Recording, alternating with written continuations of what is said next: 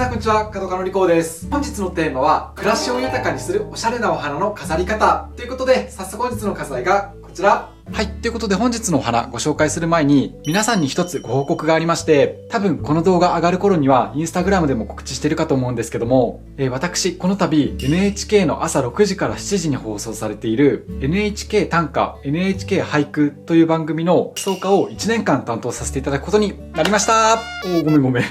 でとう。ありがとうございます。ということで全国放送ですので、俳句と短歌の世界とっても面白いですし、ぜひね、そこで飾られているお花と合わせて楽しんでいただけたら嬉しいです。また、そこで生けられたお花というのは、インスタグラムでも都度更新していきますので、合わせてお楽しみいただけますと幸いです。ついでにこのチャンネル登録がお済みでない方は、この機会にぜひポチッとよろしくお願いいたします。ということでですね、そこで生けたお花たち、基本的にはスタッフの皆さんにお分けしてるんですけども、それでも残って持って帰ってきたお花たちは、こうやってね、YouTube を通して、これから皆さんにもお楽しみいただければなと思っております。ということで今日生けるお花たちご紹介していくんですけども、4種類ありまして、その中の3種類はこのチャンネルでは初登場の飾りになります。まずはこちら、黄色い鮮やかなお花が特徴的なラナンキュラス。ラナンキュラスというと、こちらの画像のように華やかな八重のものを思い浮かべる方が多いかと思うんですけど、一重咲きのものやこういった数枚が複装したものもあるそうですね。で、皆さんこのラナンキュラスの花びらの特徴面白くないですか？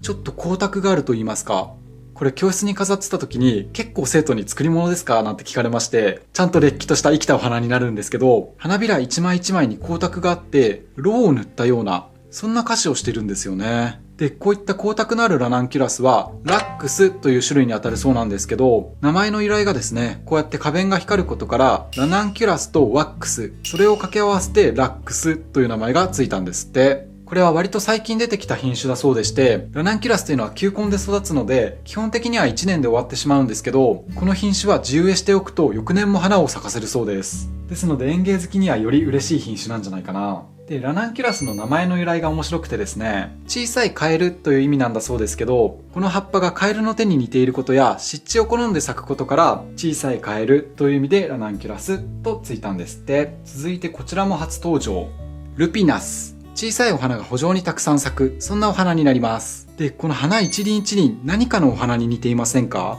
見る人が見たら何の仲間かわかるんじゃないかな。このお花の特徴、実はマメ科にあたりまして、花の形状が同じマメ科のスイートピーとかに似ているんですよね。また、この小さい小花がたくさん圃場に咲く姿が、逆さにすると、藤に似ていることから、逆にですね、藤を逆さにしたというところで、別名、上り藤なんて呼ばれます。また、もう一つ別名がありまして、こちらもラナンキュラスと同様葉っぱから来てるんですけど、うちわに似ていることから、またの名を葉うちわ豆なんて呼ばれ方をします。本来ね、ルピナスというと育つと70センチぐらいにはなるんですけど、今回はとっても小ぶりな可愛らしいお花を生けていきたいと思います。続いてこちら3種類目がラクスパーですね。これも初登場のお花になります。別名千鳥草なんて呼ばれるんですけど、これも何かのお花に似ている。このお花一輪のですね、この部分、ツーンと尖った角のようなものが一輪一輪に生えてるんですけど、これがある意味一つの特徴になります。この角みたいなもの、実は蜜を貯める虚という器官にあたるんですけど、このチャンネルでちょくちょく登場するデルフィニウムやスプレーデルフィニウム、あれにもこの器官がついていまして、まあ仲間にあたると、デルフィニウムの和名もツバメに似ていることからヒエンソウなんて呼ばれるんですけど、そういう意味ではラクスパーも別名千鳥草なので、やっぱ花の形が同じ鳥に似ているんだななんて思います。ただデルフィニウムというのは花一本一本がすごく大きくなってくるんですけど、どちらかというとこのラクスパーの方が華奢なイメージですね。こうやって小花がパラパラっと咲いてる感じがとっても涼やかな印象を受けます。で、今日のお花はこの3種類でいけていこうかなと思うんですけど、図らずもどれも野花のような感じなので、まあ皆さん今回の動画を参考にお庭で育てたお花なんかをぜひお家で飾っていただければ嬉しいです。最後にこちらが枝が暴れていますな。雲龍柳。これはまあ一度ご紹介しましたね。もうご覧になってわかるように枝一本一本がこんな感じで暴れていまして、この太い幹の部分から枝先までうねうね動いてる感じが雲を登っていく龍に見えることから雲龍柳と呼ばれています。で、柳類は基本的に切り花では冬に出回ってくるんですけど、この春から夏にかけて出てくる雲龍柳はこんな感じで枝一本一本に新芽がついておりまして、それがまたこの季節らしい風情、雰囲気を感じる、そんな植物になると、今日はこの新緑の爽やかな感じを生かしてちょっとしたお花一作生けていければと思います。そして本日の器がこちらどこのご家庭にもありそうなワイングラス。この器を使って剣山などの花留めを使わずに、もう今からでも挑戦できるような、そんなおしゃれなちょっとしたテクニックご紹介しますので、ぜひね、このチャンネル、私のお花が皆さんの生活を彩る一助になりましたら幸いです。ということで、早速生けていこうかなと思うんですけど、このまんまですと、剣山などの花留めが入っていないので、こうやって花を立てたくても手を離すと倒れてしまう。で、針金を沈めたりするアイデア、いろいろとこのチャンネルでご紹介しているんですけど、今日はまた一つ新しいテクニック紹介していければなと。それに使うのがこちらの雲龍柳。まずはこの雲龍柳の細かい枝を落としていきます。今日の器の大きさですと3本で足りるかな。そしたら今落としたこちらの枝、1本が付け枝になっているので、まあざっくりと4本ですね。これをぐるぐると丸めていく。器の中に入るぐらいぐるぐるっと、こんな感じ。そしたらこれを器の中に沈めていきます。ちょっと中で動きが出るように崩してあげて、とりあえずこんな感じかな。そしたらこの雲龍柳の枝同士の隙間に先ほどのお花がこんな感じで引っかかってくれるので、ちょっと画面見切れてますか。このようにスラッと立てていけることができると。まあやってることはいつも針金を沈めたりしてることと変わらないんですけど、柳というのはしなる性質があるのと、先ほどもご紹介したようにこの雲龍柳というのは新芽がとっても綺麗なので、水を入れて沈めた時に雲龍柳独特の動きと緑の新芽が水中花として綺麗に映る。そしてもう一つ最後に大きな効果が生まれます。ただ今回はたまたま雲龍柳でやってみたんですけど、何かお庭に咲いてる植物の茎をくしゃくしゃっとして沈めても似たような効果が出るので、ぜひ参考にしてみてください。よし、そしたらまずはこちらのラナンキュラスを生けていく。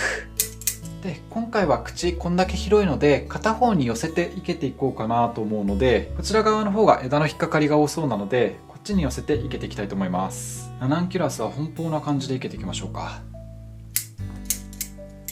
口元にも一輪、上の方にも飛ばすように一輪。そしたら続いてこちらのラクスパーを生けていく。で、これ綺麗に花が咲いてるもの、スタッフの皆さんにお分けしちゃって、1本だけしか残ってないので、これをスラッと生けていこうかな。で、花咲いてる部分はこのメインの1本だけなんですけど、付け枝としてついてるこのつぼみの部分、動きがそれぞれ面白いので、もしかしたら後で1本1本こうやって足していくかもしれないです。そうすると味が出てくると思うんでね。こんな感じですね。これを1本1本生けていく。まずはこの花のついてる部分。水に浸かっちゃいそうな葉っぱは事前に取っておきます。そしてこれをスラッと立ち上がるように。こんな感じかな。そしたらここにうねうねっと面白い茎の動きをしたつぼみの部分も足していきます。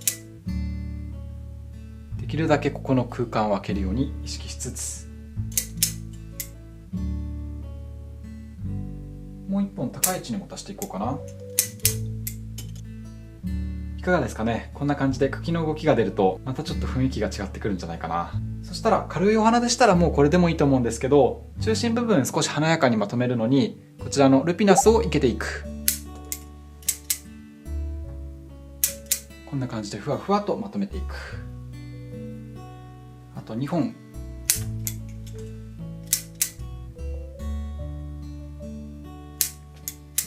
もう一本はお花の部分すごく小さいので、ちょっと寂しい場所にちょろっと。こんな感じかな。そしたらもう一本ぐらいラナンキュラスあっても華やかですかね。せっかくなので中心部分に生けていきますね。そしたらこれで完成でもいいんですけど、最後に器の中に沈めた雲龍柳との移り合いを意識して、上の方にも一本この動きの面白いものを足していこうかな。この空間をしっかり開けたいので、これ1本ちょっと調整しましょうか。こんな感じで OK かな。これでちょっとしたお花を使った日常を豊かにするライフハック的なお花が出来上がりました。